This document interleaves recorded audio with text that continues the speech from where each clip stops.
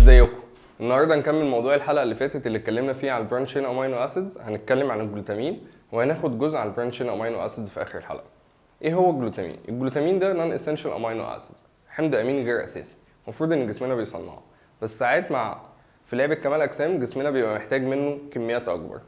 بيعمل ايه؟ الجلوتامين بيساعد على الريكفري، واحنا اتكلمنا فيها الحلقه اللي فاتت ان جسمنا وقت التمرين بعديها بيبقى محتاج يريكفر من الاكل والنوم والصبر.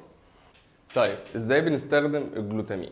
الجلوتامين بناخد منه 5 جرام، ممكن تاخدهم مع الواي بروتين او الايزوليتد او الكازين بعد التمرين.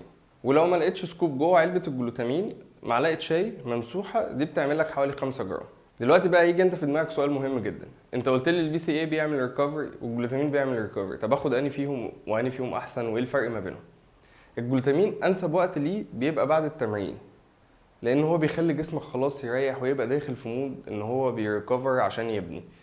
البي سي اي بيساعدك في التمرين ان انت ما يحصلكش اجهاد. طيب ده الكلام ده انا جبته منين؟ الكلام ده من تجارب شخصيه من لعيبه كمال اجسام، مفيش دراسه بتقول اللي انا بقوله ده، ممكن يكون فيه بس انا ما قريتهاش، بس كل اللي بقوله لك ده دي تجارب شخصيه.